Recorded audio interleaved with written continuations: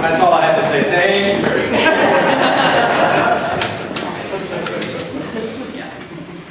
So who were these people? Who were these people? Emperor Tiberius and Pontius Pilate and governor of Judea, when Herod was ruler of Galilee, one of the Herods was ruler of Galilee, and his brother Philip, ruler of the region of Iturea, and Trachonitis and Lysanias, ruler of Abilene. Who were these people? The high priesthood of Annas and Caiaphas. Who were these people?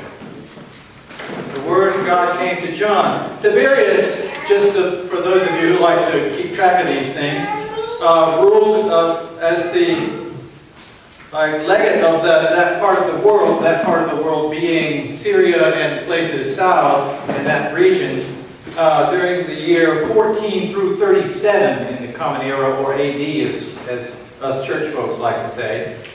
Pilate was the procurator of Jerusalem from 26 to 36. Annas, who was also known as Ananias, excuse me, maybe I should sing it, was the high priest appointed by Quirinius. There's a name that we remember. Quirinius, when Quirinius was the legate of Judea. Ananias was appointed high priest back in the year 6 in the Common Era, and he was the high priest through 12. And Caiaphas was one of his sons. So the priesthood then was passed down from father to son for a period of time. Well, and why is this significant in what Luke is trying to tell us here? Why do you suppose that Luke is actually giving us a timetable? If we wanted to work this out, the 15th year in the reign of Emperor Tiberius, when Pontius Pilate was governor of Judea, etc., etc. Tiberius 14 through 37, in his 15th year, 14 and 15, isn't that 29 or thereabouts? So the year 29, or give or take a few months, it might be the year 30 in the Common Era, or AD, as we church folks like to say. So there is a significance to this. There's a significance to this giving us this particular timetable. And what do you suppose the significance is? I'll take your answers. Anybody? Why do we need to know that this is set in a historical context? Oh, I didn't mean to give you the answer. We need to know that this is set in an historical context, my brothers and sisters. That we are talking about something that occurred. We're talking about the reality of a historical function. And very seldom when we use Scripture do we find such clarity around when these things take place.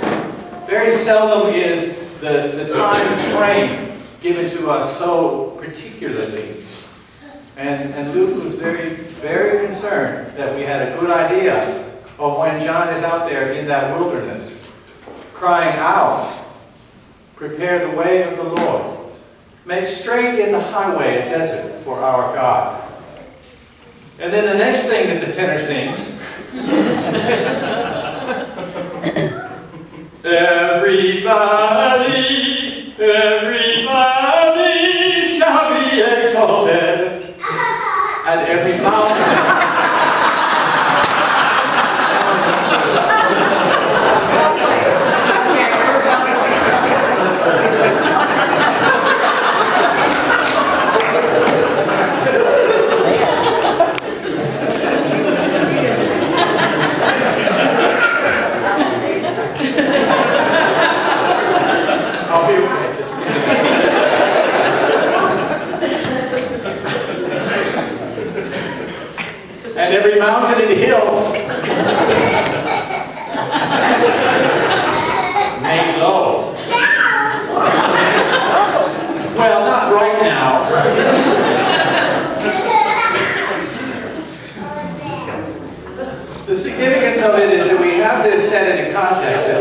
time.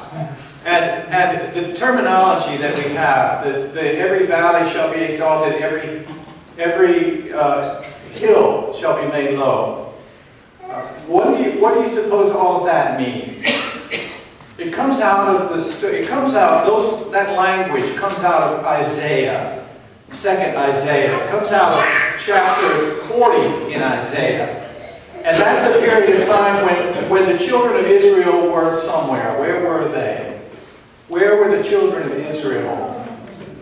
They were in captivity. And so these words come out of a prophet who says, those of you who are in captivity, those of you who are struggling with the world, those of you who are dealing with what is happening to you. Oh, who would that be?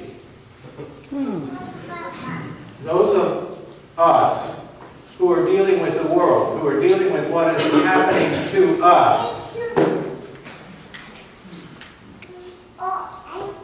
The promise is that the God who created this cosmos, the God who lifted up the mountains in the first place, the God who created the valleys in the first place. You remember the language of Job, who set the boundaries of the seas and said that the water shall come thus far and no further.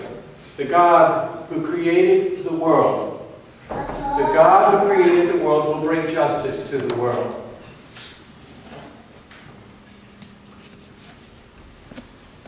The other night, when I was actually singing this piece in Messiah, I was deeply moved by something that I had not registered with before. Because I've been a professional musician for a long time, sometimes it's easy to lose sight of what I do when I'm a professional musician, what it means to people who are not professional musicians.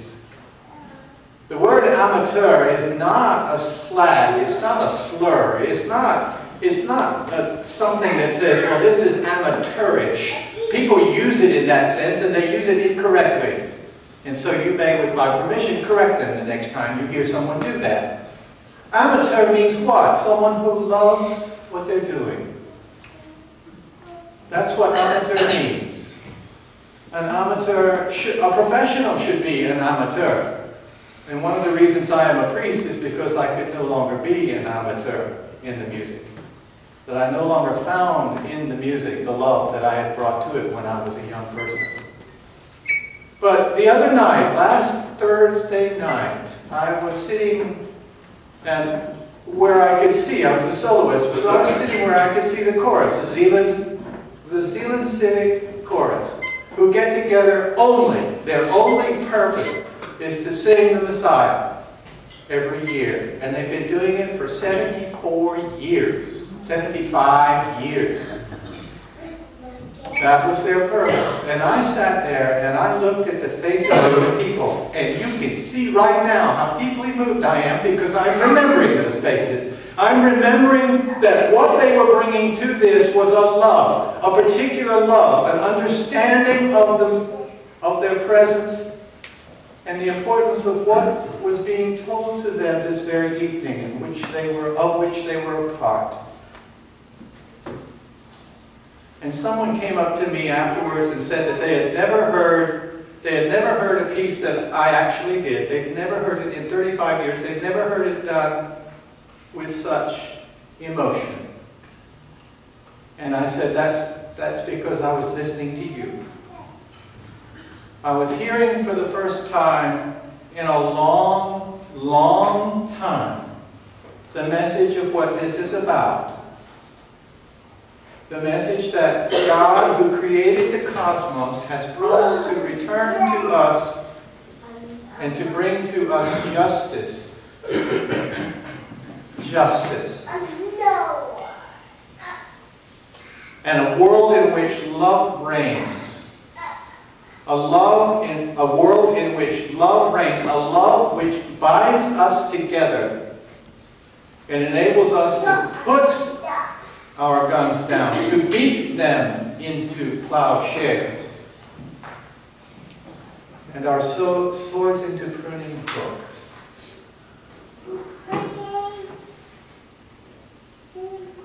We have come to a turning point in this world. I believe this, my brothers and sisters. We have come to a turning point in the world when we, as people of God who listen and look for the presence of God, when we plead, Maranatha, come Lord, come Lord. And we who are people of the faith are called upon to provide a way for the Lord to come. That's what I believe. We are called upon to be the people that God would have us be. We are called upon not to let what is being done to us determine our response to the world. We are called by God to be people of God. However that looks for you. It looks different, perhaps, for me. But we're all here for a common purpose. And as we sit together in a world where crazies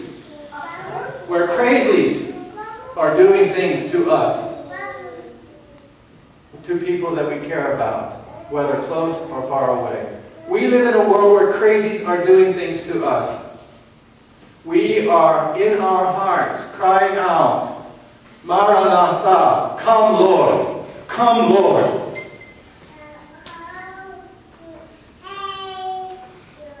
And we will sing, O come, Emmanuel, and ransom captive Israel, that mourns in lonely exile here, before the Son of God appear. Rejoice, rejoice, Emmanuel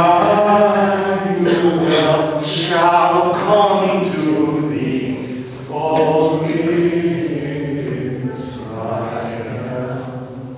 We are promised that, my brothers and sisters, and God does not renege on God's word. Amen.